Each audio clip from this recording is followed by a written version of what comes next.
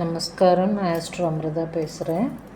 இன்றைக்கி நாம் பார்க்க போகிற கேள்வி பதிலும் மற்றும் கிரகங்கள், கேள்வி பதிலில் அடங்கியிருக்கும் கிரகங்கள் என்ன என்பதை தான் பார்க்க போகிறோம். கேள்வியானது, பெண்கள் முடி காணிக்கை செலுத்தலாமா? இங்கு பெண்கள் என்று சொன்னாலே ஒருவேளை கல்யாணமான பெண்கள் என்றிருந்தால் சந்திரன் என்று சொல்லலாம். ஆனால் இங்கு பொதுவாக பெண்கள் என்று குறிப்பிட்டிருப்பதால் சந்திரனையும் குறிக்கும். பெண்கள் என்ற அந்த சொல் சந்திரனையும் குறிக்கும், அதேபோல் சுக்கிரனையும் குறிக்கும். முடி என்றாலே எப்பொழுதும் கேதுவை குறிக்கும். அதேபோல் காணிக்கை செலுத்தலாமா என்றால் அந்த காணிக்கை என்ற சொல்லானது புத கிரகத்தை குறிக்கும்.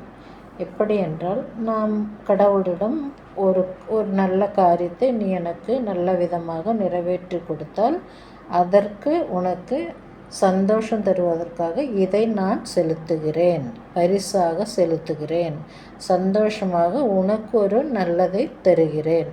அப்போ அந்த இடத்தில் என்ன வருகிறது, நமக்கும் கடவுளுக்குமே ஒரு கணக்கு ஏற்படுகிறது. நீ எனக்கு இதை கொடுத்தால் நான் உனக்கு இதை கொடுக்கிறேன். அப்போது அந்த காணிக்கை என்று சொல்லும் அந்த சொல்லானது புத கிரகத்தின் அடிப்படையில் வருகிறது. எனவே இந்த கேள்வியில் அடங்கியிருக்கும் கிரகங்கள் என்ன என்றால் சுக்கிரன், சந்திரன், கேது மற்றும் புதன். இப்பொழுது நாம் இதற்கான பதிலை பார்க்கலாம். பொதுவாகவே பெண்கள் வீட்டின் மகாலட்சுமி என்று சொல்லுவார்கள்.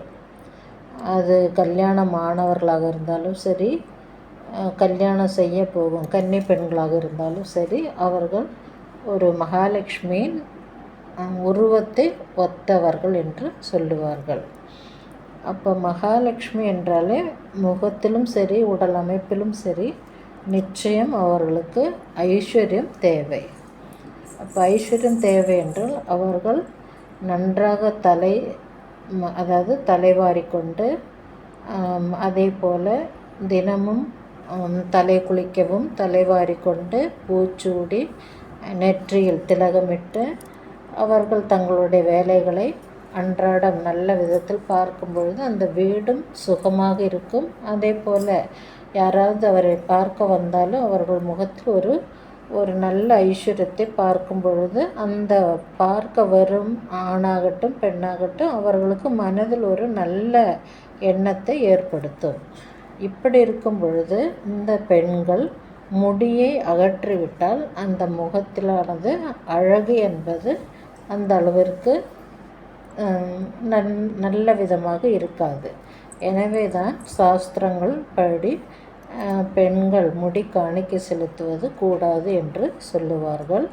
எனவே முடியை நல்ல விதத்தில் நல்ல ஒரு ஐஸ்வர்யமாக பராமரித்து நல்ல வகுடெடுத்து மேலும் தினமும் குளித்துவிட்டு முடியை நன்றாக பராமரித்து அதில் பூ வைத்து அதே போல் முகத்தில் திலகமிட்டு அவர்களுடைய வேலைகளை செய்யும் பொழுது வீட்டில் மகாலட்சுமி நடமாடுவதாகவே இருக்கும்.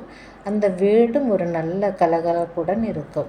எனவே வீட்டில் இருக்கும் பெண்கள், அது கல்யாணமானவர்களாக இருந்தாலும் சரி, கல்யாணமாகாதவர்களாக இருந்தாலும் சரி, முடி காணிக்கை செலுத்துவது என்பது சாஸ்திரப்படி, முன்னோர்கள் சாஸ்திரப்படி அப்படிப்பட்ட காணிக்கை என்பது இல்லை.